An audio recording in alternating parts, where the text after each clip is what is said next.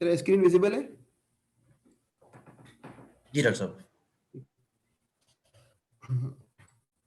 السلام علیکم ورحمۃ اللہ وبرکاتہ. اعوذ باللہ من الشیطان الرجیم. بسم اللہ الرحمن الرحیم. والعصر ان الانسان لفی خسر الا الذین آمنوا وعملوا الصالحات وتواصوا بالحق وتواصوا بالصبر. رب اشرح لی صدری ویسر لی امری واحلل عقدۃ من لسانی یفقہوا قولی. آج کے اس مقدس مہینے کے اندر، اس مقدس مہینے اور اس مقدس دن کے اندر، یوں سمجھے کہ روزے کے ایام جو ہیں بڑے مقدس ایام ہوتے ہیں. اس کے اندر اللہ تعالیٰ ہمیں جو ہے وہ اس قابل بنا رہا ہے کہ ہم قرآن حکیم پر کچھ غور و فکر کر سکیں. جس قرآن کے متعلق اللہ تعالیٰ نے فرمایا کہ شہر رمضان الذی انزل فیہ القرآن، یہ رمضان کا مہینہ تو وہ مہینہ ہے جس کے اندر قرآن جو ہے وہ نازل کیا گیا. تو ویسے پورا مکمل طور پہ بھی نازل کیا گیا اور پارشلی بھی نازل کیا گیا. لوح محفوظ سے پہلے آسمان پر ایک تو یہ ہے، اور پھر جو ہے وہ 27ویں شب سے اقرا بسم ربک الذی سے جو ہے وہ باقاعدہ وحی کا بھی آغاز اسی مہینے میں ہوا. تو ہم جو ہے وہ ایک مختصر نصاب بنائے کہ ممکن نہیں ہے کہ جو ہے وہ اللہ کے رسول صلی اللہ علیہ وسلم نے بھی جو ہے وہ ہمیں سکھایا کہ جتنا قرآن ہو سکے اتنا پڑھا کرو. یعنی کہ شدت پسندی کے بجائے جو ایک مناسب طریقہ 1 گھنٹہ لگا لیں اور اس کے اندر قرآن حکیم کا کچھ حصہ ہم سمجھنے کی کوشش کریں. اور جو ہے وہ بہرحال جو لوگ مجاہدہ کرتے ہیں ان کے کیا کہنے، لیکن ہم اپنی کیفیت کو دیکھتے ہوئے جو ہے وہ کچھ وقت لگائیں گے، ہفتے میں 3 دن، جس کے اندر ہم جو ہے وہ ہر ہفتے ایک سورت ختم کریں گے. اور وہ آپ کو نصاب جو ہے وہ منتخب جو ہم نے کیا ہے وہ آپ کو مل گیا ہوگا. ایک سورہ نوح ہے اور سورۃ الانسان ہے جس کا دوسرا نام سورۃ الدہر ہے، اور جو ہے وہ سورۃ الحجرات ہے. اس طرح کچھ اور صورتیں بھی ہو سکتا ہے درمیان میں ہو جائیں. اگر میں جلدی جو ہے وہ کسی جو ہے وہ صورت کو ختم کر دوں گا تو جو ٹائم بچے گا اس میں ہم کچھ اور صورتوں کو بھی لے لیں گے. جس طرح کہ مشتبہ جنیدی بھائی نے توجہ دلائی تھی کہ سورۃ الاعلیٰ کو لے لیں، سورۃ الغاشیہ کو لے لیں. تو یہ بہرحال وقت کے اوپر ہوگا. تو ابھی جو ہے وہ یہ درمیان میں ایک ونڈو آ رہی ہے، میں اس کو ہٹا لوں، پہلے اسٹاپ شیئر کر کے دوبارہ شیئر کرتا ہوں.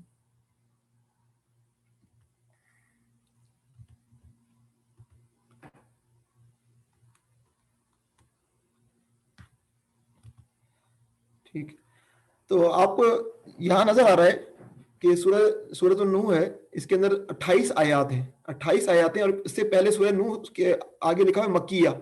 اس کا مطلب یہ مکی صورت ہے. ہمارے مصحف جو ہوتے ہیں اس کے اندر اس طرح لکھا ہوا ہوتا ہے. اس سے پہلے یہاں پہ لکھا ہوا ہے 71، اور اس کے بعد بھی لکھا ہوا ہے 71. تو اس کا کیا مطلب ہے کہ ادھر بھی 71 لکھا ہوا ہے، ادھر بھی 71 لکھا ہوا ہے؟ آپ کے ذہن میں یہ بات آ رہی ہوگی. تو یہ 71 جو ہے وہ 2 اعتبار سے ہے. یعنی کہ حیرت انگیز طور پر ایک تو یہ کہ سورہ نوح جو ہے وہ 29ویں پارے کے اندر کس مقام پر موجود ہے؟ سورتوں کے اعتبار سے یہ مصحف میں 71 سورت ہے. ٹھیک ہے.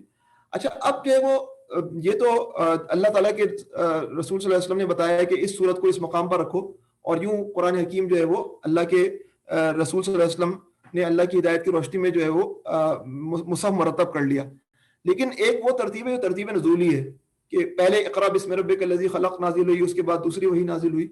تو یہ بہرحال بڑا مشکل ہے کہ ہم بتا سکیں کہ کون سی سورت جو ہے وہ کب نازل ہوئی. لیکن جو محققین نے جو ہے نا اس بات پر تحقیق کی کہ کون سی وحی جو ہے وہ کب نازل ہوئی ترتیب کے اعتبار سے، اور اس وحی کے بعد کون سی وحی نازل ہوئی اس وحی کے بعد، تاکہ جو ہے وہ ایک ٹائم کے حساب سے ڈائمنشن طے ہو جائے کہ کون سی جو ہے وہ سورت کس کے بعد نازل ہو رہی ہے.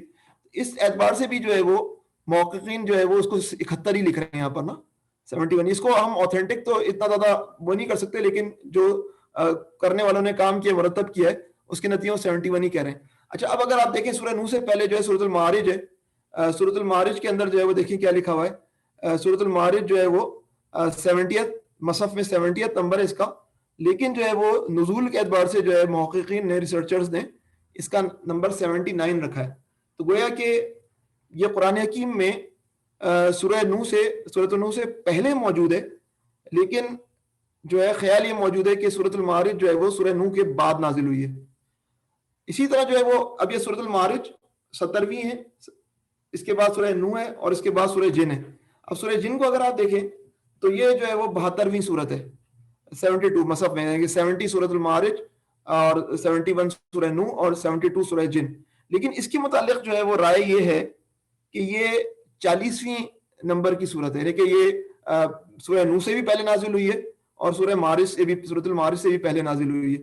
تو یہ جو ہے وہ بہرحال ہمارے ذہن میں رہنا چاہیے کہ اس کے نتیجے میں تھوڑا بہت اندازہ ہو جاتا ہے کہ تربیت کی کیا ترتیب رہی ہے، کس اعتبار سے جو ہے رسول اللہ صلی اللہ علیہ وسلم پر جو ہے صورتیں نازل ہوئی ہیں. اگرچہ ہم جو ہے قطعی طور پر یہ بات نہیں کہہ سکتے کہ یہ باتیں درست ہیں. یہ 70 71 72 یہ بہت کلیئر ہے، یہ بات درست ہے، لیکن یہ 71 79 40 اس کے متعلق اگر ہم بات کریں تو یہ بہرحال جو ہے وہ ایک قیاس آرائی ہے محققین کی، جس قیاس آرائی پہ رکھ کر بات کی جا سکتی ہے، لیکن ہم جو ہے وہ 100% شور نہیں ہو سکتے. اچھا اب جو ہے وہ یہ ابتدائی گفتگو کے بعد ہم دیکھیں سورہ نوح جو ہے وہ 28 آیتیں ہیں اس کے اندر، اور اس کے اندر 2 رکوع ہیں، اور جو ہے وہ اسی طرح جو ہے وہ آپ کو نظر آ رہا ہے کہ دوسرے صورتوں کے متعلق بھی قرآن حکیم کے مصحف کے اندر جو ہے وہ لکھا ہوا ہوتا ہے. اچھا اب اگر آپ دیکھیں اس چیز کو نوٹ کریں کہ سورۃ المعارج جو ہے وہ اس سے پہلے آ رہی ہے، سورۃ النوح سے پہلے آ رہی ہے، اور سورہ نوح کے بعد جو ہے سورہ جن آ رہی ہے. اب قرآن حکیم جو ہے وہ ایک اللہ تعالیٰ کا عظیم الشان جو ہے موضوع اللہ کا کلام ہے، اور اس پر جو ہے وہ مفسرین میں سے بعض نے اس بات پر تحقیق کی کہ پچھلی سورت کا اگلی سورت سے کیا ریلیشن ہے، اور اس تناظر میں جو ایک اصطلاح وجود میں آئی جس اصطلاح کو ہم کہتے ہیں نظام القرآن، قرآن کا نظام، کہ پچھلی صورت کے اندر جو بات ہو رہی ہے اس کو جو ہے وہ اگلی صورت کے اندر کس طرح جو ہے وہ آگے بڑھایا گیا. تو ہم اس چیز کو بھی دیکھیں گے کہ سورۃ المعارج کے اندر آخر وہ کیا بات ہو رہی تھی جس بات کو سورہ نوح کے اندر جو ہے وہ آگے بڑھایا گیا، اور سورہ نوح میں جو ہے وہ کیا پس منظر تھا جو کہ سورۃ الجن کے اندر جو ہے ہمیں جو ہے وہ اس کا شیڈو جو ہے وہ نظر آئے گا. یہ چیزیں ہمارے ذہن میں رہنی چاہیے. بہرحال ہم آگے بڑھتے ہیں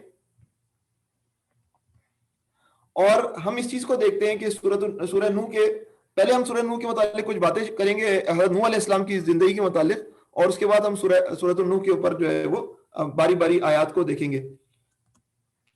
تو حضرت نوح علیہ السلام کو آدم ثانی بھی کہا جاتا ہے، اور ہمیں بچپن سے جو ہے وہ یاد دلایا جاتا ہے کہ حضرت نوح علیہ السلام جو ہے وہ آدم ثانی کیوں ہے، کیونکہ ایک طوفان آیا تھا جس نے جو ہے وہ انسانیت کو جو ہے وہ ختم کر دیا تھا، سوائے وہ لوگ جو حضرت نوح علیہ السلام پر ایمان لائے.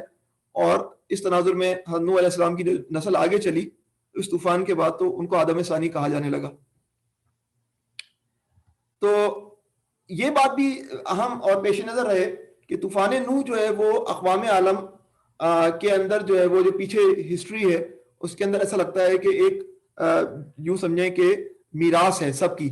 طوفان نوح کو تقریباً سبھی اون کرتے ہیں، ایسا نہیں ہے کہ صرف اس کے یہ مسلمانوں کی اونرشپ ہے اور جو ہے وہ یہودیوں کی اونرشپ ہے اور عیسائیوں کی اونرشپ ہے، نہیں ایسا نہیں ہے. طوفان نوح جو ہے وہ مسلمان یہودی عیسائی سب متفق ہیں. جزیات میں اختلاف ہو سکتا ہے کہ طوفان نوح کی جو ہے وہ کے حوالے سے، لیکن ڈیٹیلز کے اندر اختلاف ہو سکتا ہے، لیکن بیسک جو جسٹ ہے اس پر سب متفق ہیں کہ اس طرح کا ایک طوفان تھا جو کہ زبردست قسم کا طوفان تھا جو کسی زمانے میں آیا تھا. صرف یہی نہیں کہ مسلمان ہندو عیسائی، ہندوستان میں ہندو موجود ہیں، ہندوؤں کی کتب کے اندر جو ہے وہ ایک بہت بڑے طوفان کا تذکرہ موجود ہے. تو یعنی کہ طوفان نوح جو ہے وہ صرف مسلمان یہودی عیسائی نہیں بلکہ ہندو بھی جو ہے اس طرح کے طوفان کی بات کرتے ہیں.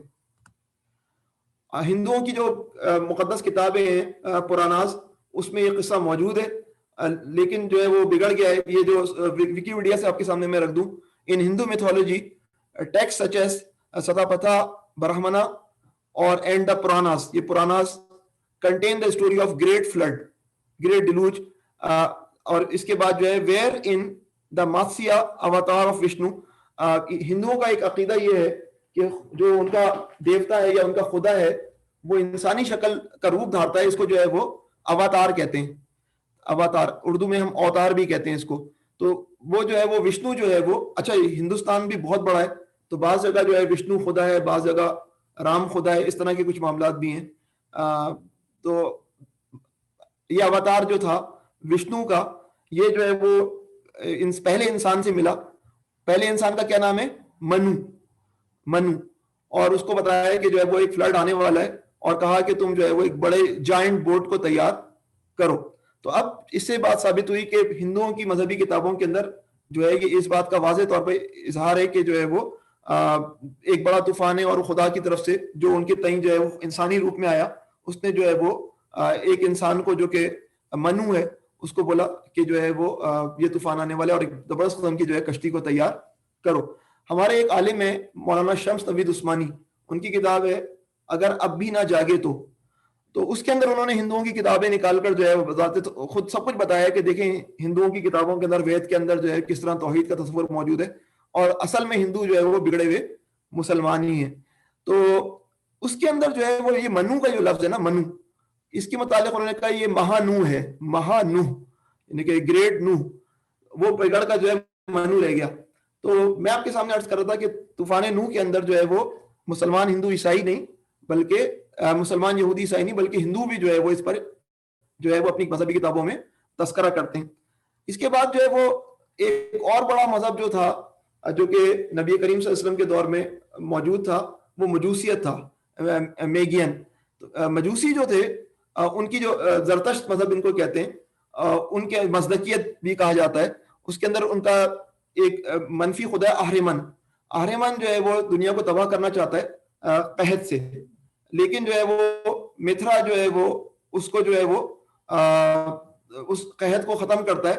کس طرح کرتا ہے کہ جو ہے وہ راک پہ ایک ایرو مارتا ہے اور جو ہے جس سے جو ہے وہ ایک فلڈ نکلتا ہے اور اس سے صرف ایک آدمی جو ہے سروائیو کرتا ہے اپنے کیٹلز کے ساتھ. تو اس طرح کی باتیں, ایک بڑے فلڈ کی کہانی جو ہے وہ پازیٹیو خدا کی طرف سے جو کہ اہرمن کے مقابلے میں زرتشت کے مذہب کے اندر موجود ہے. تو آپ دیکھ رہے ہیں کہ وہ تمام جو ہے وہ بیسک بڑے بڑے جو مذاہب ہیں ان کے اندر طوفان نوح جو ہے وہ ایک حقیقت رکھتا ہے. صرف یہی بات نہیں ہے, اب یونان ہے, یونان کے اندر جو ہے وہ دیوتاؤں کا تصور ہے لیکن اس کے اندر بھی یہ تصور موجود ہے کہ سب سے بڑا خدا یونانیوں کا جو تھا زیوس, وہ ناراض ہو گیا اور اس نے جو ہے انسانیت کو جو ہے وہ سزا دینے کی بات کی. تو اس نے کہا کہ میں فلڈ بھیجوں گا, اور ایک ٹائٹن تھا پرومیتھیس, اس نے جو ہے وہ کہا کہ تم جو ہے وہ ایک بڑا آرک بناؤ, ایک بہت بڑی کشتی بناؤ اور جو ہے وہ تم بچ جاؤ اس طوفان سے.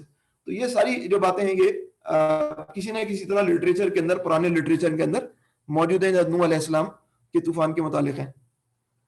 اچھا, اب یہ چیزیں موجود ہیں لیکن کچھ باتیں ایسی ہیں جو کہ تحریف کے نتیجے کے اندر جو ہے وہ موجودہ جدید انسان کے لیے قبول کرنا مشکل ہو گیا. تو اب پہلے ہم بات کرتے ہیں واقعہ کب پیش آیا, یہ واقعہ کب کا ہے. یہودیت کے اندر جو ہے وہ جس طرح ہم کہتے ہیں کہ اللہ تعالیٰ نے زمین و آسمان کو جو ہے وہ 7 دنوں میں جو ہے وہ 6 دنوں میں بنایا. تو یہودیت کے ہاں بھی ایک تصور ہے کہ انسانیت کی تاریخ جو ہے بنیادی طور پر 7,000 سالوں پر 7 دنوں پر محیط ہوگی. 7 دنوں یعنی 7,000 سالوں پر محیط ہوگی. اور ان کا خیال یہ ہے کہ جو 7واں 1000 ہوگا یعنی کہ 6,000 سال تو تکلیف کے ہوں گے, پین کے, اور جو اس کے بعد عیسیٰ علیہ السلام آئیں گے, یعنی کہ عیسیٰ علیہ السلام تو ہم کہتے ہیں ان کے نزدیک کوئی ان کا مسیح آئے گا, اور اس کے بعد اگلے 1,000 سال جو ہے وہ سکون کے ہوں گے, یعنی کہ سبت کے ہوں گے. جو سیٹرڈیز کو ہم کہتے ہیں ان کا یوم السبت ہوتا ہے, اور یوم السبت کے اندر وہ کچھ کام نہیں کرتے, تو وہ انسانیت کا سکون کا عرصہ ہوگا. تو گویا یہودیت کے نزدیک جو ہے وہ انسانیت کی کل عمر, اور عیسائیوں کا بھی بعض فرقوں کے نزدیک کل عمر کتنی ہے, ابھی 6,000 سال بھی نہیں ہوئی ہے. تو اب اگر نوح علیہ السلام ہوں گے تو نوح علیہ السلام بھی اسی ٹینیور کے اندر ہوں گے, انہیں 6,000 سالوں کے اندر ہوں گے, اور یہ بڑی مشکل ہے. اب ایک دن کو انہوں نے 1,000 سال جو قرار دیا ہے یہودی علماء نے, تو ان کے لیے ایک بڑی مصیبت یہ بن گئی کہ اب انسان جو ہے وہ ترقی کرتے ہوئے ریڈیو کاربن ڈیٹنگ پہ آیا ہوا ہے اور آئسوٹوپس کو چیک کرتا ہے اور بولتا ہے کہ ابھی یہ جو ہے وہ یوں سمجھیں کہ آثار یہ گواہی دے رہے ہیں کہ فلاں چیز جو ہے وہ لاکھوں سال پرانی ہے. تو اب سوال یہ ہے کہ جب انسانیت کی عمر جو ہے وہ کل 6,000 سال کی ہے اور اب انسان کو پرانے انسان مل رہے ہیں, تو اس سے نتیجہ نکلتا ہے کہ یہ مذہب جھوٹا ہے اور جو ہے یہ بات غلط ہے. تو اب یار ایک تو طریقہ یہ کہ آپ کہیں کہ سائنسی باتیں ساری غلط ہیں اور جو ہے وہ ہم صحیح ہیں, لیکن دوسری طرف جو ہے وہ آج کل جو ہے وہ سائنس ایک نیا خدا کی شکل میں جو ہے سامنے آئی ہوئی ہے, تو مذہب کو اس کو سنبھالنے میں مشکل ہو رہی ہے, دقت ہو رہی ہے.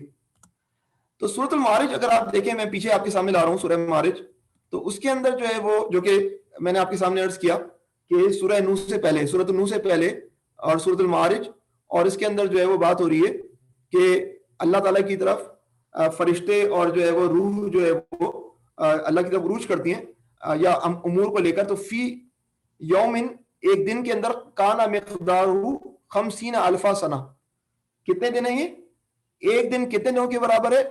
یعنی کہ وہ دن جو کہ یہ سمجھیں کہ یونیورسل سسٹم کا کوئی دن ہے جس کے اندر اللہ تعالیٰ کی طرف امور بھیجے جاتے ہیں کسی کوئی خاص قسم کے، 50,000 سالوں کے برابر.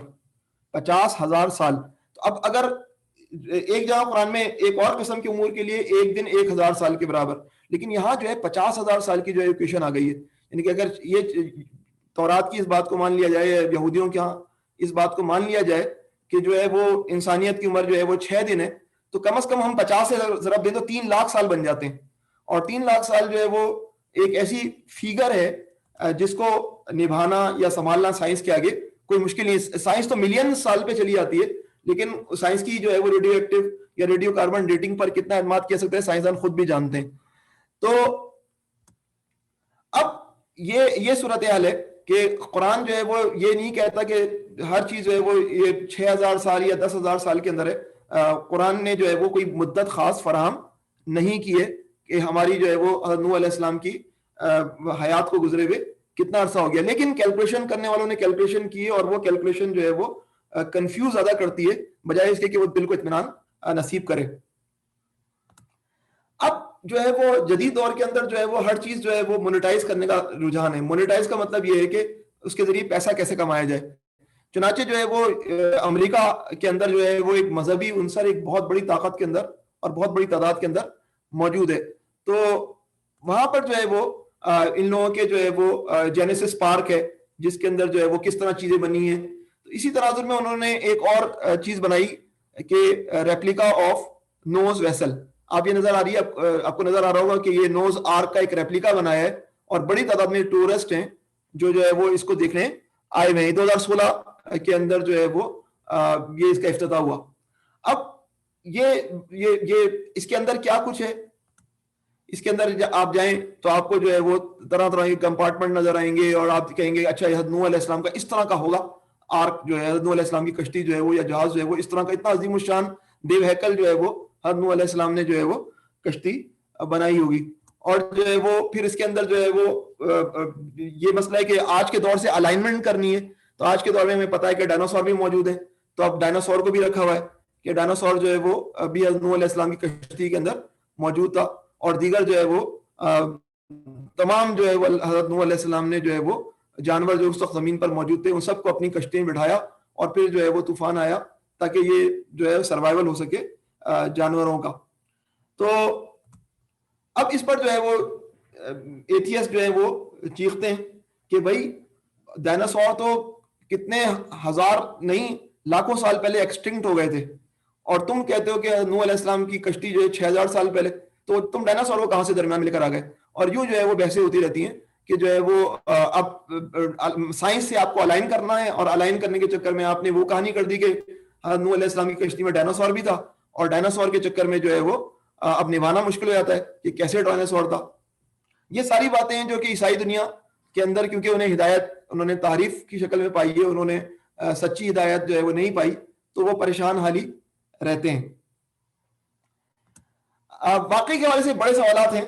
ہمارے بچے جب بڑے ہوں گے تو ان کے سامنے بھی یہ سوالات ہوں گے، ہمارے سامنے بھی یہ سوالات آتے ہیں. ان میں سے بڑے سوال کیا کیا ہیں؟ مثلاً جو ہے وہ طوفان نوح عالمگیر تھا، گلوبل تھا یا مقامی تھا؟ یا مقامی کا مطلب یہ کہ اس وقت تک جہاں تک انسانیت مقیم تھی بس وہاں تک ہی تھا، یا انسانیت جہاں بھی مقیم تھی پورے جو ہے وہ کرۂ ارض کو جو ہے وہ اس نے جو ہے وہ کیا کر لیا، طوفان نوح نے اپنی جو ہے وہ یوں سمجھے کہ اپنی لپیٹ میں لے لیا. یہ ایک بڑا بیسک فنڈامنٹل سوال ہے، جب بھی آپ سوچتے ہیں تو آپ کو سمجھ میں آتا ہے. پھر جو ہے وہ سوال پیدا ہوتا ہے کہ حضرت نوح علیہ السلام نے جو جہاز بنایا تھا، جو کشتی بنائی تھی، اس میں سب جانور سوار تھے یا کوئی خاص؟ اس کے اندر جو ہے وہ پرابلم جو آتی ہے وہ کل سے آتی ہے، لفظ کل. اور قرآن حکیم میں لفظ کل کا مطلب ہماری اردو میں بھی ہوتا ہے، کل انسان کا مطلب سب انسان. تو اگر کل کا لفظ استعمال ہوا ہے تو پھر انسان سوچتا ہے کہ اس کا مطلب ہے کہ نوح علیہ السلام نے کوئی ایسی کشتی بنائی تھی جس کے اندر سارے کے سارے جانور سوار تھے. لیکن جب ہم تحقیق کرتے ہیں تو ہمیں پتہ چلتا ہے کہ کل کے مطلب یہی نہیں ہوتا، بلکہ کل کا مطلب یہ بھی ہوتا ہے کہ ضروری چیزیں. چنانچہ آپ دیکھیں مفتی تقی عثمانی صاحب ہیں یا پھر مولانا مودودی ہیں, جو جدید مفسرین ہیں, ان کا رجحان یہی ہے کہ اس کشتی میں سب جانور سوار نہیں تھے, بلکہ ضروری جو جانور تھے جن کے ذریعے جو ہے وہ انسانیت کو جو ہے جو بقیہ رہی سے انسانیت زندہ رہ سکے, وہ جانور جو ہے وہ سیف کر لیے گئے تھے. جب ہم یہ اس تفسیر پہ جاتے ہیں تو پھر جو ہے وہ جدید انسان کو جو ہے بات سمجھانا مشکل نہیں رہتا. لیکن پھر پرابلم یہ ہو جاتی ہے کہ اگر سب سوار تھے تو کتنی بڑی کشتی تھی, یہ بات ہو جاتی ہے. اور اگر خاص جانور سوار تھے تو پھر بقیہ نسلوں کے جانور کیسے بچے؟ یہ چیتا, یہ شیر, ان سب کو تو ڈوب جانا چاہیے تھا, پھر یہ کیسے دوبارہ زندہ ہوئے؟ تو پھر یہی ذہن میں آتا ہے کہ جو ہے وہ ہو سکتا ہے کہ جو طوفان نوح کی حیثیت ہے وہ اس طرح کی عالمگیر نہ ہو کہ سبھی ڈوب جائیں, بلکہ جو ہے وہ بعض خطوں کے اندر جانور کے بچنے کے امکانات بھی موجود رہتے ہیں. تو یہ سارے کے سارے سوالات جو ہے وہ واقعے کے حوالے سے ہمارے ذہن میں پیدا ہوتے ہیں, اور جدید مفسرین جو ہے وہ ان کا جواب بھی دینے کی کوشش کرتے ہیں. اچھا, اب میں یعنی کہ میں نے آپ کے سامنے بیسک جو ہے وہ کچھ جو ہے وہ ایریا رکھ دیا ہے جس کے متعلق جو ہے انسان سوچتا ہے, لیکن سورہ نوح جو ہے وہ اس حوالے سے نہیں ہے. سورہ نوح کا جو ہے وہ ایک خاص پیٹرن ہے, اور سورہ نوح کا ایک خاص موضوع ہے, اور سورہ نوح جو ہے وہ طوفان نوح کی ڈیٹیل سے ڈسکس نہیں کرے گی, بلکہ وہ کچھ خاص امور پہ ڈسکس کرے گی.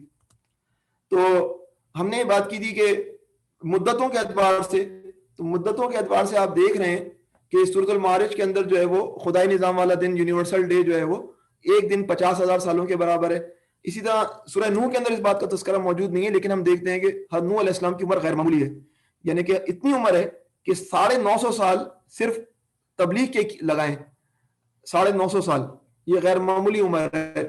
اور اسی طرح جو ہے وہ تیسری سورہ جن ہے, تو جنوں کی عمریں بھی بڑی ہوتی ہیں. تو اگر ٹائم وائز دیکھا جائے تو یہ 3 صورتیں جو ہے وہ 3 قسم کے اوقات کی طرف بھی نشاندہی کر رہی ہیں. لیکن بیسیکلی جو سورۃ المعارج ہے اس کا موضوع جو ہے وہ کیا ہے, میں آپ کے سامنے سورہ معارج کو دوبارہ لے کر آتا ہوں تک اس کا وہ حصہ.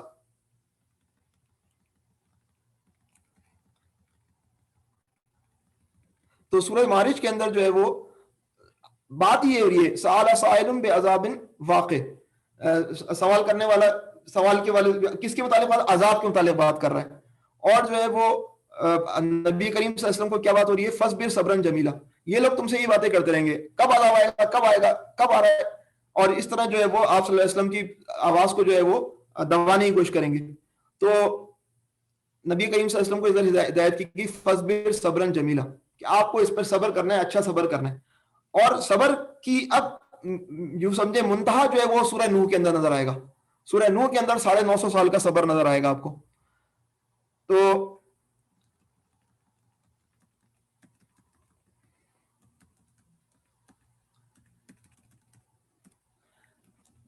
سورۃ المعارج کے اندر صبر جمیل کی ہدایت ہے. سورہ نوح جو ہے صبر جمیل کی مثال ہے, یعنی کہ آپ کو 950 سال کا نوح علیہ السلام کا صبر نظر آ رہا ہے. اور اس پورے ٹینیور کے اندر جو 950 سال ہیں, حضرت نوح علیہ السلام کی پرفارمنس کیا ہے. ہم یہ نہیں کہتے ان کی پرفارمنس خراب ہے, بلکہ انہوں نے تو اپنی پوری جہد کی, لیکن قوم میں اتنا خراب مٹیریل آ گیا تھا کہ صرف چند 2 ہی مسلمان ہو سکے. یہاں تک کہ ان کی بیوی بھی جو ہے وہ ایمان نہیں رہی, اور نوح علیہ السلام کا ایک بیٹا بھی جو ہے وہ ایمان نہیں لایا. لیکن چند لوگوں کو مسلمان کرنے میں کامیابی ہوئی. سورہ جن کے اندر ہم دیکھتے ہیں کہ سورہ جنات جو ہیں وہ جو اہل ایمان کے جو دشمن ہیں وہ شیاطین انس بھی ہیں اور شیاطین جنات بھی ہیں. لیکن سورہ جن کے اندر ہم دیکھتے ہیں کہ اس قسم کے اندر بھی جس طرح سورہ نوح کے اندر جو ہے وہ مسلمانوں کی کچھ تعداد نکل آئی, اس طرح جنات کے اندر بھی کچھ مسلمان جنات کی جو ہے وہ یہاں پر بیان کیا گیا سورہ جن کے اندر.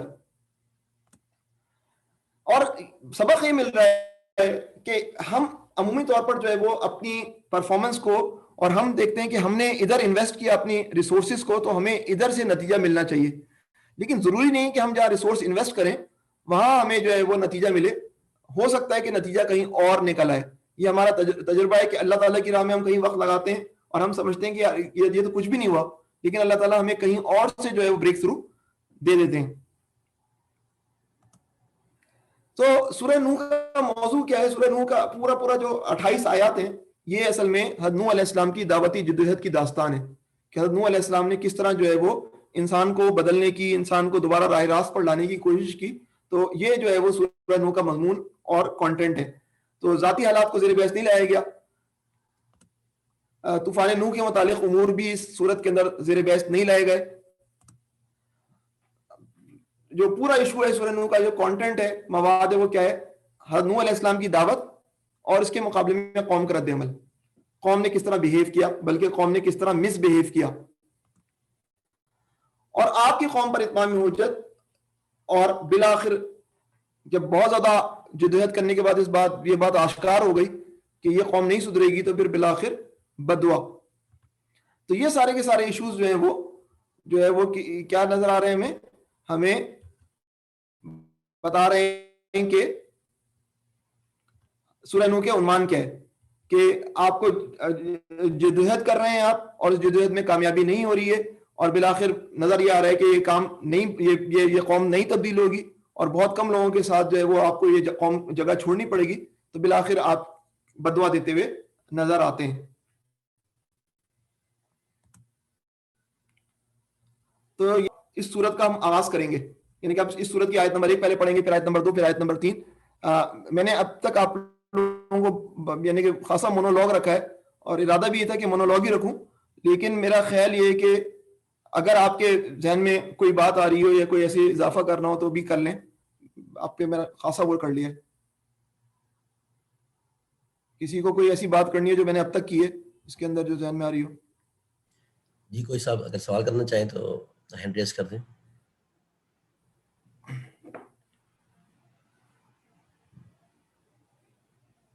ڈاکٹر صاحب آگے چلتے ہیں. ٹھیک ہے، صحیح. میں نے اس وجہ سے کہا کہ میں نے اکثر بہت ساری باتیں کر لی ہیں، ایسا نہ ہو کہ لوگ بولیں کہ میں بولے ہی جا رہا ہوں. اور اچھا، اب آیت نمبر 1 سے ہم شروع کرتے ہیں نا. آیت نمبر 1 ہے کیا؟ اعوذ باللہ من الشیطان الرجیم، بسم اللہ الرحمن الرحیم. انا ارسلنا نوحا الی قومہ ان انذر قومک من قبل ان یاتیہم عذاب علیم. یہ پہلی آیت ہے، اور اس کے اندر جو ہے وہ اگر ہم دیکھیں کہ انا یقیناً ہم نے، ارسلنا ہم نے بھیجا، نوح علیہ السلام کو، الی قومہ اس کی قوم کی طرف، ان کے، انذر قوم کا کہ وہ ڈرائے اپنی قوم کو، من قبل اس سے قبل کہ آ جائے ان کے اوپر عذاب علیم، عذاب علیم دردناک عذاب. اس کا ترجمہ بھی پہلے ہم دیکھ لیتے ہیں. ہم نے نوح علیہ السلام کو اس کی قوم کی طرف بھیجا اس ہدایت کے ساتھ کہ اپنی قوم کے لوگوں کو خبردار کر دے قبل اس کے کہ ان پر ایک دردناک عذاب آئے. تو نوح علیہ السلام کا جو میجر جو فیچر نظر آ رہا ہے وہ نظر یہ آ رہا ہے کہ نوح علیہ السلام کی جو دعوت کی نوعیت کے اندر انذار کا، وارننگ کا پہلو بڑا نمایاں ہے. وارننگ کا پہلو بڑا نمایاں ہے. اب اگر ہم اس سے آغاز کریں کہ اس آیت کے اندر ہمیں کچھ اشارے مل رہے ہیں اللہ تعالیٰ کی انسانیت سے دلچسپی. آپ، میں نے بلٹ رکھا ہے، میں اس پہ بات کروں گا. اللہ تعالیٰ کی انسانیت سے دلچسپی، مذہب کا انسان اور سائنس کا انسان نا. یہاں پر واضح طور پر محسوس ہو رہا ہے کہ اللہ تعالیٰ کو انسانیت کی پرواہ ہے. انسان اللہ تعالیٰ کا ایک پروجیکٹ ہے، اور اللہ تعالیٰ انسان کو کامیاب دیکھنا چاہتا ہے. یہ سارا اس میں نظر آئے. کیوں؟ کیونکہ اس کے اندر واضح طور پر پتہ چل رہا ہے کہ اللہ تعالیٰ انسانوں کے پاس کچھ لوگوں کو منتخب کر کے بھیجتے ہیں کہ وہ راہ راست پر آ جائیں. اب صورتحال جو ہے وہ یہ ہے کہ سائنس جو ہے وہ جس طرح خدا کو پیش کرتی ہے اس کے اندر ایک تو یہ ہوتا ہے کہ وہ سائنس خدا کو جس طرح پیش کرتی ہے وہ اندھی اور بحری فورسز آف نیچر، یہ جو ہے وہ سائنس کا خدا ہوتا ہے. لاز جو اندھی اور بحری لاز ہیں وہ جو ہے وہ سائنس کا خدا ہوتا ہے. اور اس خدا کو انسان سے کوئی دلچسپی نہیں ہے. سائنس نے خدا کو جو ہے وہ کیا بنا دیا؟ اندھی اور بحری قوتیں، اور انسان کو بنا دیا ایک حادثاتی مخلوق جو کہ ارتقاء کے نتیجے میں وجود میں آئی. مذہب نے بتایا کہ نہیں، انسان جو ہے وہ اللہ تعالیٰ کی شاہکار مخلوق ہے. یہ وہ فرق ہے جو ہے وہ جدید دور کے انسان کو اور جو ہے وہ جو جدید تہذیب اور جدید جو ہے خیالات اور افکار سے متاثر ہے، وہ اس پورے پروسیس کو یوں دیکھ رہا ہوتا ہے. وہ ایک کچھ خدا اگر ہے، ویسے تو خدا نہیں ہے، اس کا خیال ہوتا ہے، اگر خدا ہے تو وہ اس نوع کی کوئی قوتوں کا جو ہے وہ مجموعہ ہے. تو اس آیت سے ہم پہلی بات یہ پتہ چلی کہ انا ارسلنا، یقیناً ہم نے بھیجا. اس سے کیا پتہ چل رہا ہے کہ اللہ تعالیٰ کو کوئی کسی کی پرواہ ہے، کوئی فریق ہے جو کہ بھٹکا ہوا ہے اور اللہ تعالیٰ اس کی کیئر کرتا ہے کہ وہ بھٹک کر جو ہے نقصان میں نہ رہے، خسارے میں نہ رہے. تو اللہ تعالیٰ نے اپنے بندوں میں سے ایک بندے کو اس قوم کے پاس بھیجا جو اسی قوم سے تعلق رکھتا تھا. نمبر ایک بات اس آیت سے ہمیں یہ پتہ چل رہا ہے.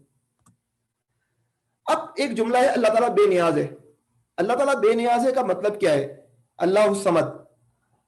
جب ہم یہ بات کہہ رہے ہوتے ہیں کہ اللہ بے نیاز ہے اور ہم یہ کہتے ہیں کہ اگر پوری انسانیت سجدے میں گر جائے تو اللہ کی خدائی میں ذرہ برابر بھی اضافہ نہیں کرے گی، اور پوری انسانیت اللہ سے باغی ہو جائے تو وہ اللہ تعالیٰ کی خدائی کے اندر کسی چیز کی کمی نہیں کرے گی.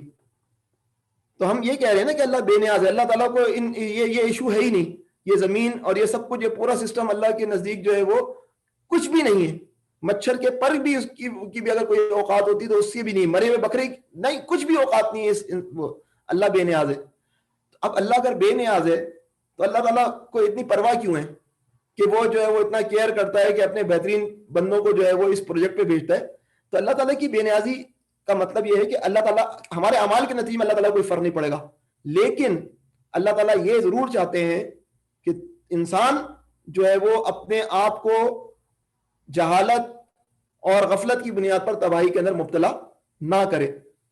تو جو سائنس کے اندر جو اللہ کی بے نیازی ہے اور مذہب کے اندر اللہ کی جو بے نیازی ہے اس میں زمین آسمان کا فرق ہے. سائنس کی بے نیازی کا مطلب یہ کہ خدا اتنا بڑا ہے، اتنا عظیم الشان ہے کہ پلانٹ ارتھ جو کہ نقطوں کے اندر، نقطہ جو کائنات کے اندر ہے اس کے اندر انسان جو اتنا چھوٹی اور ننھی منی مخلوق ہے اس کو اللہ کو اس کی کیا پرواہ. اللہ بے نیاز ہے، گاڈ جو ہے وہ بے نیاز ہے. جبکہ مذہب جب بے نیازی کی بات کرتا ہے تو اس کا مطلب کچھ اور ہوتا ہے. اب آپ دیکھیں خدائی بادشاہت کی جو مثال دی گئی ہے قرآن کے اندر ہے تو وہ حضرت سلیمان علیہ السلام ہے. حضرت سلیمان علیہ السلام کو جب اللہ نے اقتدار بخشا تو وہ اقتدار کسی اور کو نہیں بخشا. وہ خدائی کا یعنی کہ ایک ماڈل تھے نا، کہ ایک اللہ تعالیٰ اس طرح ملک ہے، بادشاہ ہے. حضرت سلیمان علیہ السلام بھی بادشاہ تھے، اور حضرت سلیمان علیہ السلام بادشاہ ہونے کے ناطے ان کے پاس سب کچھ موجود تھا، لیکن ان کی کتنے زیادہ وہ کیئر کرتے تھے. وہ چاہتے تھے کہ ہر ایک جو ان کے زیر سایہ ہے وہ ان کی اطاعت کرے. وہ واقعہ میں سلیمان علیہ السلام اور حدود کے واقعے سے پتہ چلتا ہے. حدود لیٹ ہو جاتی ہے تو سلیمان علیہ السلام کا ریئیکشن کتنا خوفناک ہوتا ہے کہ ہم حدود کو عذاب دیں گے. یہ جو قرآن ہمیں بتاتا ہے تو اس کا مطلب یہ ہے کہ حدود نے اطاعت نہیں کی، اپنے وقت پر حاضر نہیں ہوئی، تو حضرت سلیمان علیہ السلام کا جو ریئیکشن ہے وہ ایک خدائی ریئیکشن کیا ریپلیکا ہے. اور اگر ہم نے جس طرح حدود اپنے وقت پر، اپنے مقام پر اور اپنے فنکشن کے حوالے سے اس نے جو ہے وہ پرفارم نہیں کیا، لیکن اس نے بہرحال بعد میں بتایا سلیمان علیہ السلام کو کہ بھائی یہ گڑبڑ ہو گئی تھی اور یہ میں دیکھ کر آئی ہوں.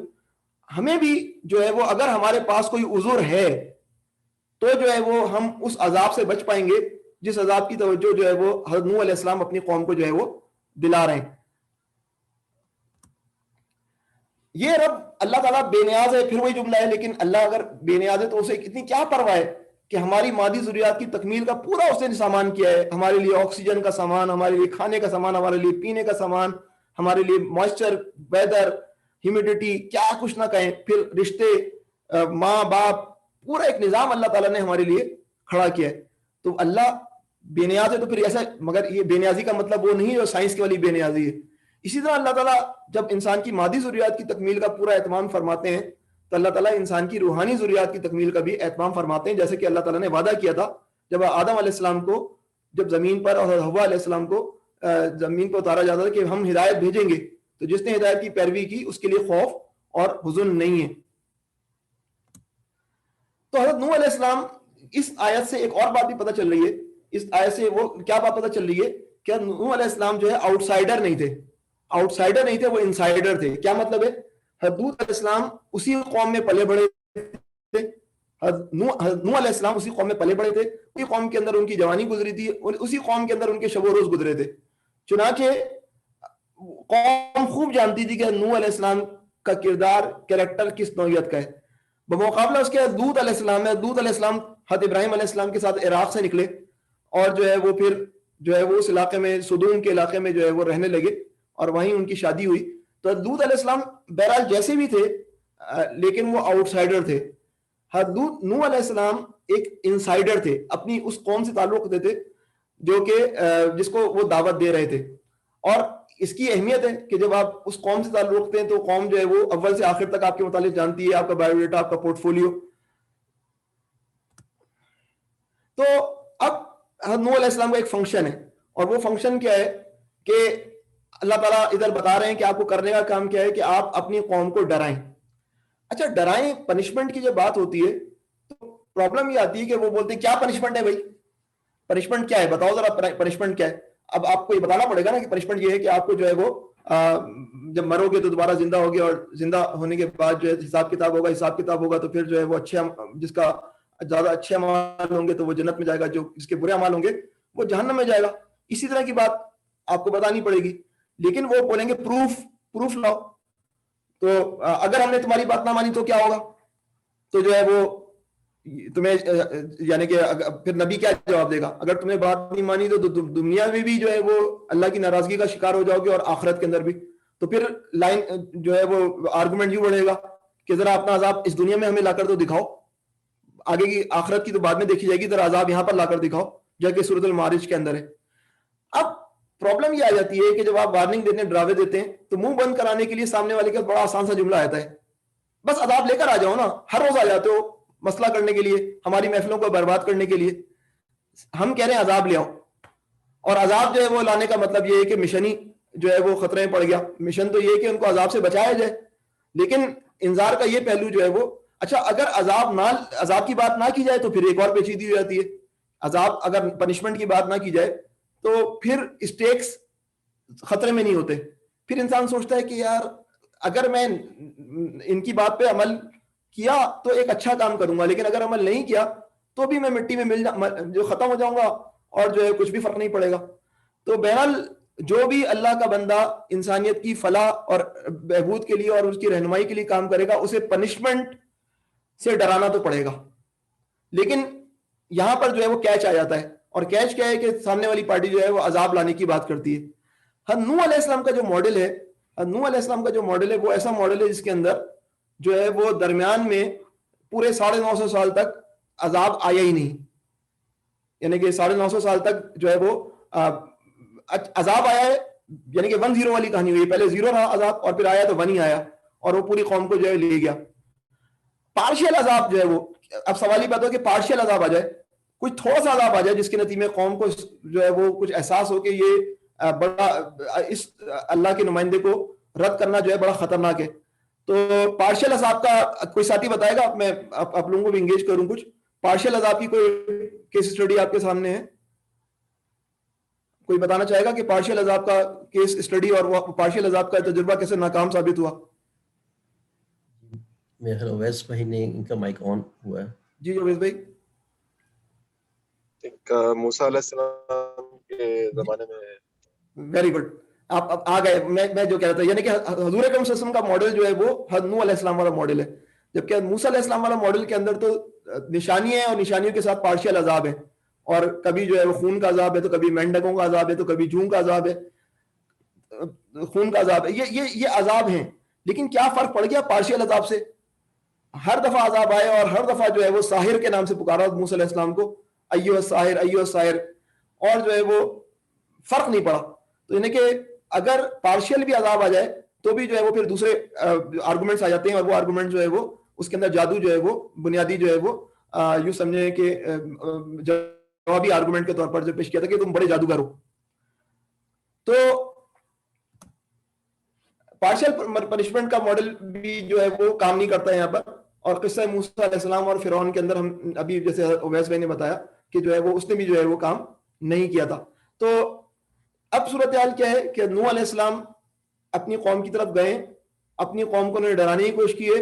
ان کے پاس ایک ڈیڈ لائن ہے, اس ڈیڈ لائن سے پہلے ان کو اپنی قوم کو درست کر لینا ہے, ورنہ ایک عذاب جو ہے وہ سامنے کھڑا ہوا ہے منہ پھاڑے, اور جو ہے وہ قوم اس عذاب کو نہیں دیکھ رہی ہے, نوح علیہ السلام اس عذاب کو آتا دیکھ رہے ہیں. آج کا انسان جو ہے اس کا معاملہ کیا ہے؟ آج کا انسان تو یہ نوح علیہ السلام کا جو قوم جو تھی وہ تو بہرحال کسی نہ کسی جھوٹے خدا کو مانتی تھی.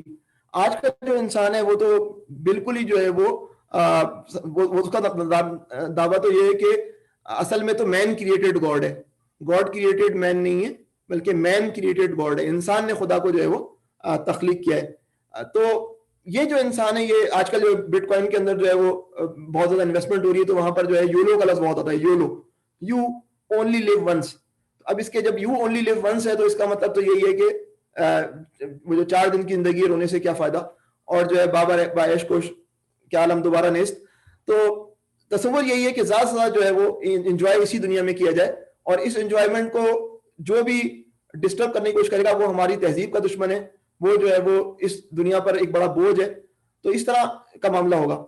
تو نوح علیہ السلام کو جو ہے وہ جو چیلنج تھا وہ ایک ایسے معاشرے کے اندر جو کہ اپنے تہذیب کے اندر اپنے سسٹم کے اندر مست تھا, خوش تھا, حضرت نوح علیہ السلام کو اس سسٹم کے اندر جو ہے وہ جگانے کی اور وارنر کی حیثیت سے جو ہے وہ بھیجا گیا, اور ان کا مشن جو تھا بڑا ٹف تھا.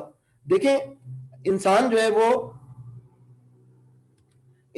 ہے وہ اس کے متعلق یہ تحریک چل جائے کہ بھائی مہنگائی کو ختم کرو, اس پہ بہت لوگ اکٹھے ہو جائیں گے, جابس کی فراہمی کرو, اس پر لوگ اکٹھے ہو جائیں گے, اور اس طرح کے بڑے سوشل ایشوز پہ. لیکن جب یہ جو ایشو ہے جس ایشو کے تعلق سراسر آخرت سے, اس میں انسانیت کو موبلائز کرنا بڑا مشکل کام ہے, اور نوح علیہ السلام جو ہے اس موبلائزیشن کی طرف جا رہے ہیں لیکن ان کو جو ہے سپورٹ نہیں مل رہی ہے, وہ ہم آگے دیکھیں گے.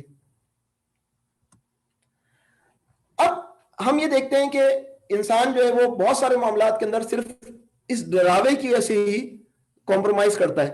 مثلا ہم نے ویکسین لگانے پر راضی ہوئے نا, ہم ایسٹرازینیکا لگا رہے ہیں, ہمیں پتا ہے کہ ہمیں خون پہ کلوٹ ہو سکتا ہے, لیکن ہم بیٹا میوٹ کر دینا رضوان بھائی. انسان جو ہے وہ ویکسین لگوانے پہ کیوں راضی ہوا؟ اسے خوف ہے کہ پوری زندگی جو ہے وہ میں کہیں مجھے کورونا وائرس یا کووڈ نہ ہو جائے. انسان جو ہے شخصی آزادیاں چھوڑنے مجبور راضی ہو جاتا ہے جب اسے خوف دلاتا ہے کہ ٹیررزم کا بڑا خدشہ ہے اور تمہیں جو ہے نا ہمیں جو ہے نا اسٹیٹ کو زیادہ مانیٹر کرنا پڑے گا. تو ہمیشہ خوف جو ہے وہ حکومتیں بھی کیا کرتی ہیں, انذار کرتی ہیں. حکومتیں بھی جو ہے وہ کسی مسئلے میں کے غبار میں ہوا بھر کر بہت بڑا محیط خطرہ دکھاتی ہیں, جس کے نتیجے میں انسان ڈر کر جو ہے وہ کیا کرتا ہے, راضی ہو جاتا ہے حکومت کے مطلوبہ کام کرنے پر, جیسے ویکسین ہے, جیسے شخصی آزادیوں کو چھوڑنے پر راضی کرنے کا معاملہ ہے. تو یہ صرف ایسا معاملہ نہیں ہے کہ یہ خلاف فطرت ہے, یہ خلاف فطرت نہیں ہے. انسان کی فطرت میں یہ بات ہے کہ انسان جو ہے وہ خطرے سے بچنا چاہتا ہے اور نعمت کے قریب جانا چاہتا ہے.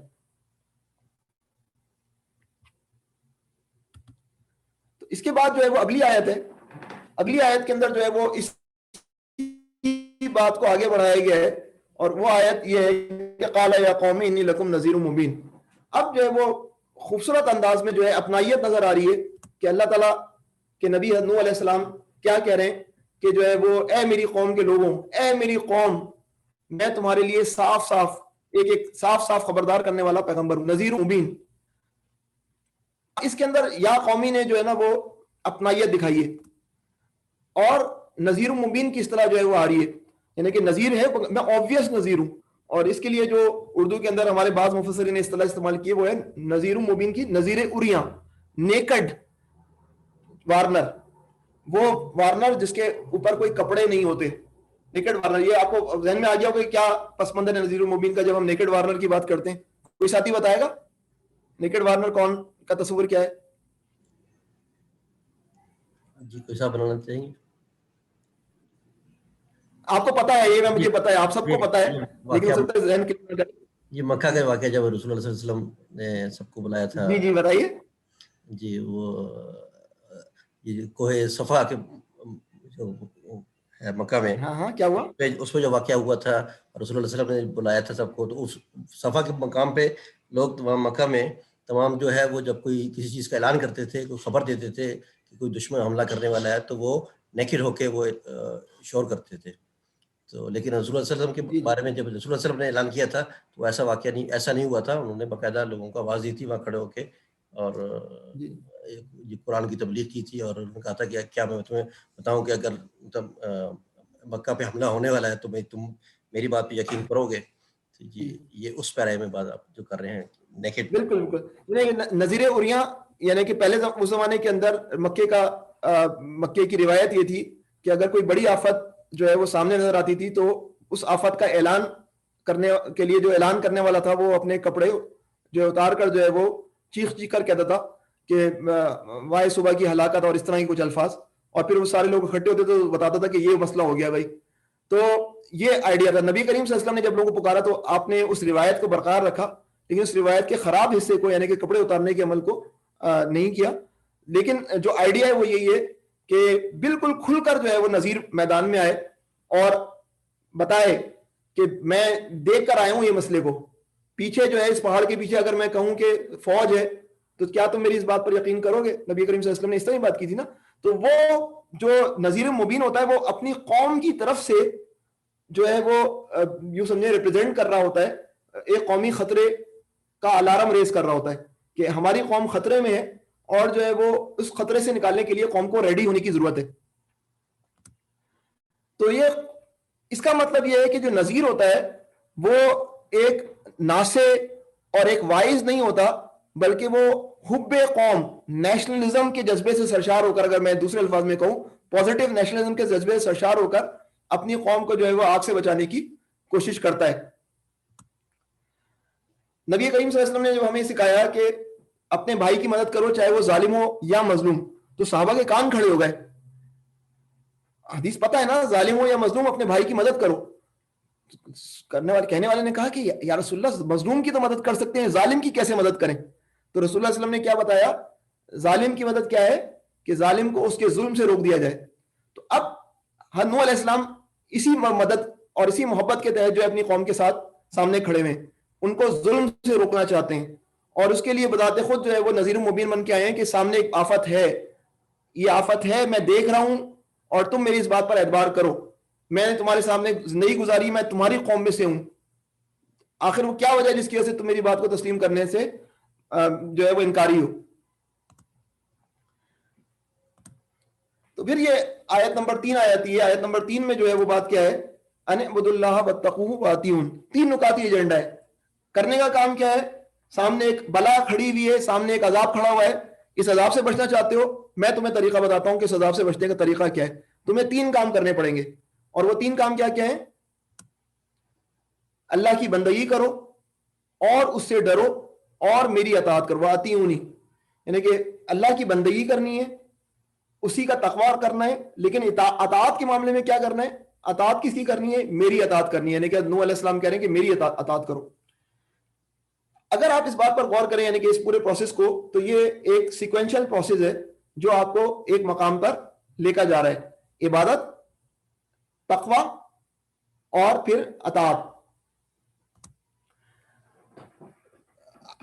اب کے معنی بتانے کی ضرورت نہیں ہے, لیکن صرف تذکیر کے طور پر کہ ہم سب جو ہے وہ وما خلقت الجن والانس الا لیعبدون, میں نے جو ہے وہ انسانوں کو اور جنوں کو نہیں پیدا کیا مگر عبادت کے لیے, اللہ تعالیٰ فرماتے ہیں. اور عبادت کا تصور یہی ہے کہ جو ہے وہ انسان جو ہے وہ کسی کا عابد ہو اور وہ اس کا کوئی معبود ہو جس کی وہ اطاعت کر رہا ہو, اس کا کوئی آقا ہو.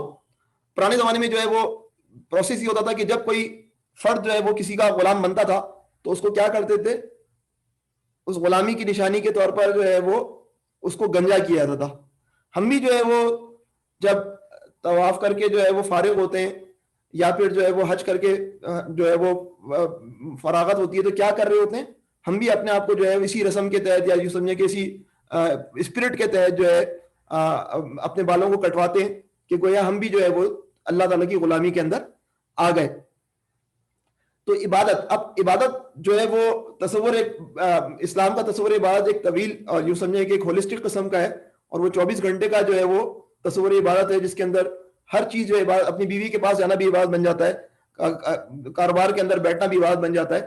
تاہم جو ہے وہ عبادت کے کچھ جو ہے وہ بڑے مظاہر ہیں, اور ان بڑی عبادت کے بڑے مظاہر میں جو ہے وہ ارکان اسلام سب سے بڑا عبادت کے مظاہر ہیں, مینیفیسٹیشن ہے. اب اگر آپ خود غور کریں, اب آپ کے ذہن میں ایک بات آ رہی ہوگی, وہ آیت جس میں روزہ فرض کیا گیا ہے اس کے اندر جو ہے وہ کسی کو یاد ہے وہ آیت؟ کوئی بتائے گا؟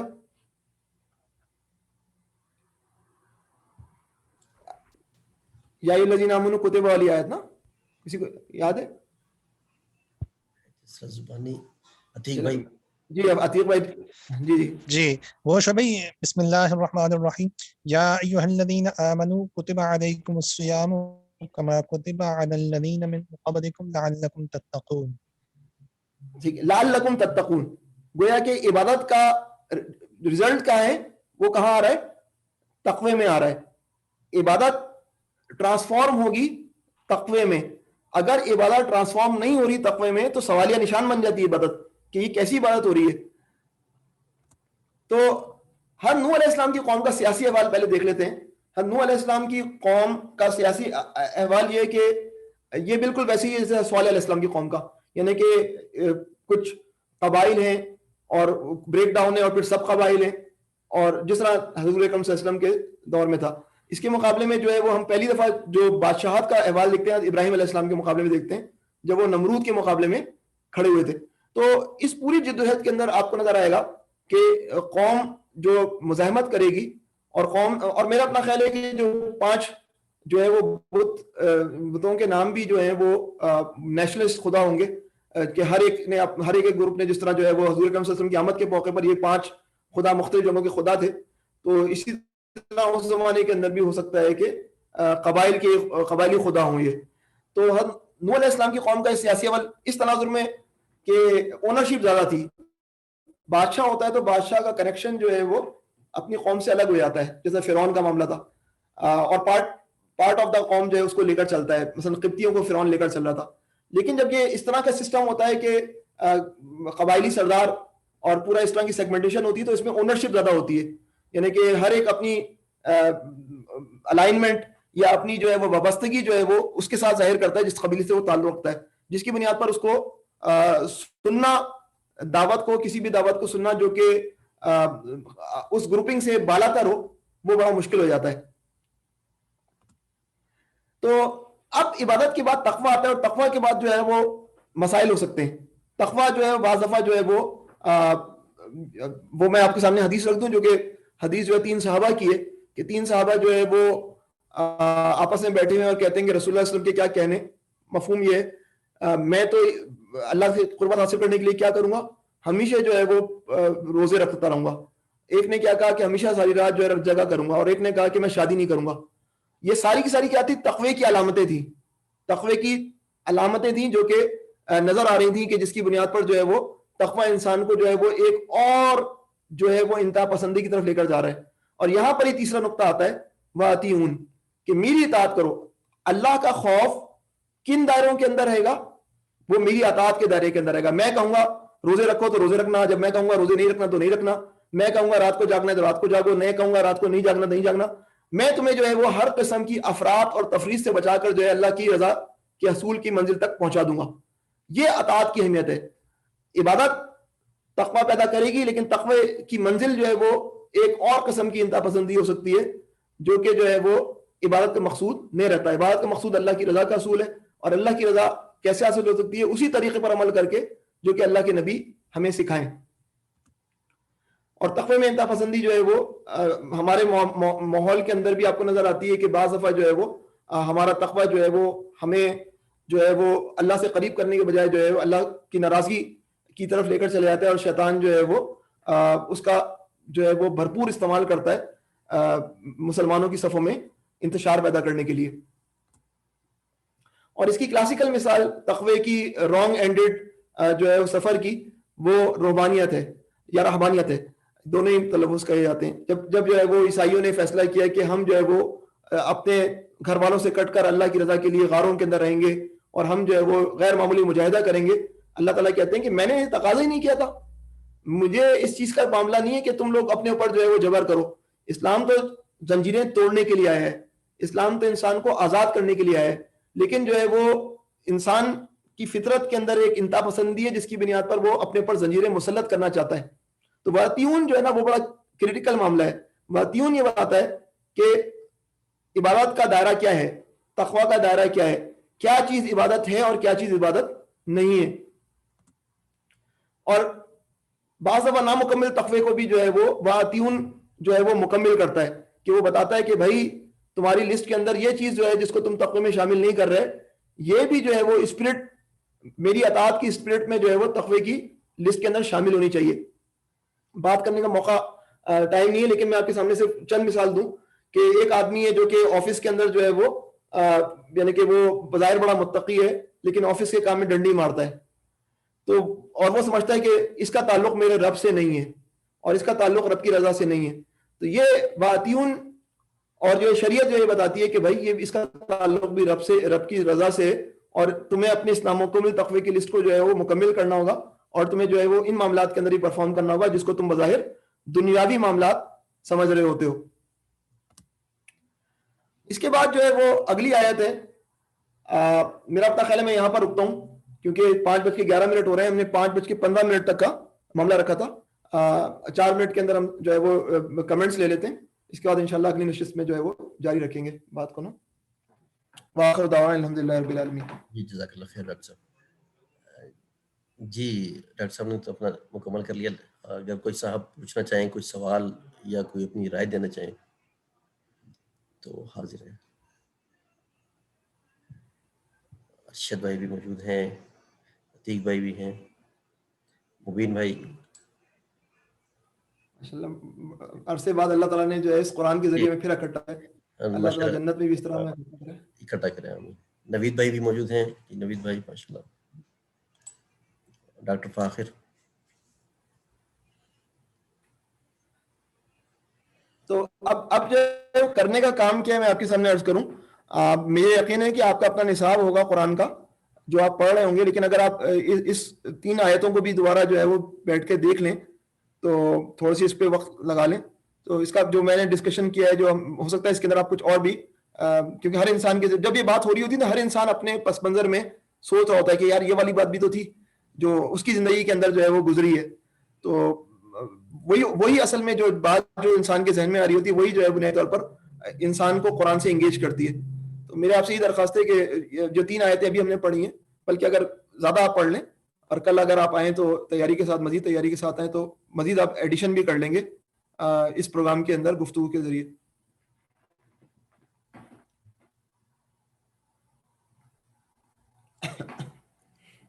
جی ڈاکٹر صاحب کوئی سوال تو نہیں آیا میرا خیال ہے. ٹھیک ہے, میرا اپنا خیال ہے آج ہاں فاخر بھائی موجود ہیں تو فاخر بھائی سے دعا کے لیے جی بالکل گزارش ہے.